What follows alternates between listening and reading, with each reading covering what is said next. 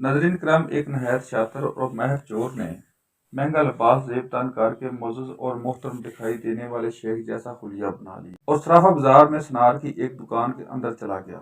سنار نے جب اپنی دکان میں وضع قطع سے نہایت ہی رئیس اور محترم دکھائی دینے والے شیخ کو دیکھا جس کا نورانی چہرہ چمک رہا تھا، تو سنار کو ایسا لگا جیسے اس کی دکان کے بھاگ جاگ اٹھے۔ اسے پہلی بار اپنی چھوٹی سی دکان کی عزت و وقار میں اضافے کا احساس ہوا۔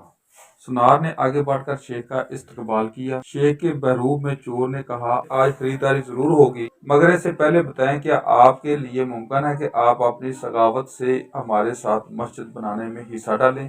اس نیک کام میں آپ کا حصہ خواہ ایک درہم ہی کیوں نہ ہو۔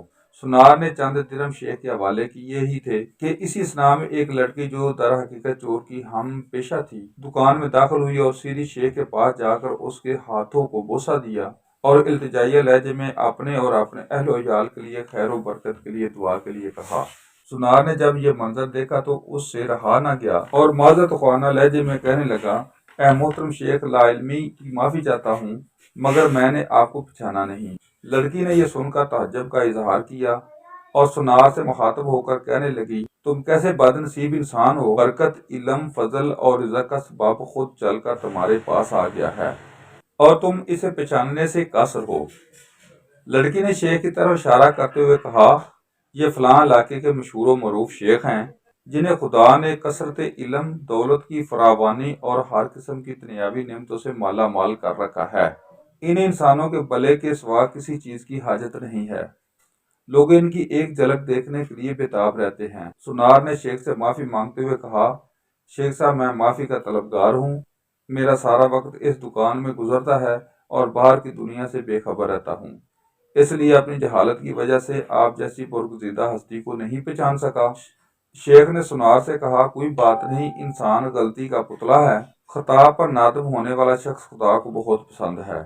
تم ایسا کرو، ابھی میرا یہ رومال لے لو اور 7 دن اس سے اپنا چہرہ پوچھتے رہو۔ 7 دنوں کے بعد یہ رومال تمہارے لیے ایسی برکت اور ایسا رزق لے آئے گا جہاں سے تمہیں توقع بھی نہ ہوگی۔ جوری نے پورے ادب و احترام کے ساتھ رومال لیا، اسے بوسہ دیا، آنکھوں کو لگایا اور اپنا چہرہ پوچھا تو ایسا کرتے ہی وہ بے ہوش ہو کر گر پڑا۔ اس کے گرتے ہی شیخ اور اس کی دوست لڑکی نے سنار کی دکان کو لوٹا اور وہاں سے رفو چکر ہو گئے۔ اس واقعے کے جب 4 سال گزر گئے اور سنار رو دھو کر اپنا نقصان بھول چکا تھا، تو 4 سال کے بعد پولیس کی وردی میں ملبوس 2 اہلکار سنار کی دکان پر آئے۔ ان کے ساتھ وہی چور شیخ تھا جس کو ہتھ کڑی لگی ہوئی تھی۔ سنار اسے دیکھتے ہی پہچان گیا۔ ایک پولیس والا سنار کے پاس آ کر پوچھنے لگا، کیا آپ اس چور کو جانتے ہیں؟ کیونکہ آپ کی گواہی سے ہی قاضی اسے سزا سنا سکتا ہے۔ سنار نے کہا، کیوں نہیں، اس نے فلاں فلاں طریقہ واردات سے مجھے بے ہوش کر کے میری دکان لوٹ لی تھی۔ پولیس والا شیخ کے پاس گیا اور اس کی ہتھ کڑی کو کھولتے ہوئے کہنے لگا، تم نے جس طرح دکان لوٹنے کا جرم کیا تھا، ٹھیک اسی طرح وہ ساری کارروائی دہراؤ تاکہ ہم طریقہ واردات کو لے کر گواہ سمیت قاضی کے سامنے پیش کر کے تم پر فرد جرم عائد کروا سکیں۔ شیخ نے بتایا، میں اس طرح داخل ہوا اور یہ کہا اور میری مددگار لڑکی آئی، اس نے فلاں فلاں بات کی، پھر میں نے رومال نکال کر دکاندار کو دیا۔ پولیس والے نے جیب سے ایک رومال نکال کر شیخ کو تھمایا۔ شیخ نے سنار کے پاس جا کر اسی طریقے سے اسے رومال پیش کیا تو پولیس والا سنار سے کہنے لگا، جناب، آپ بالکل ٹھیک اسی طریقے سے رومال کو چہرے پر پھیریں جیسے اس دن پھیرا تھا۔ سنار نے ایسا ہی کیا اور وہ پھر سے بے ہوش ہو گیا۔ شیخ نے اپنے دوست کی مدد سے دوبارہ دکان لوٹ لی جنہوں نے پولیس والوں کا بھیس بدل رکھا تھا۔ آج سے ہمارے ملک کا بالکل یہی حال ہے۔ ہر 4 سال بعد چور بھیس بدل کر ہمارے پاس آتا ہے، چکنی چیری بادل ملک و قوم کا سامان لوٹ کر پتلی گلی سے نکل لیتا ہے۔ ہر دفعہ ایک نیا منظر، نیا لباس، نیا روپ، نئی شکل اور نیا حربہ جس سے عوام دھوکہ کھا کر اعتبار کرتی ہیں۔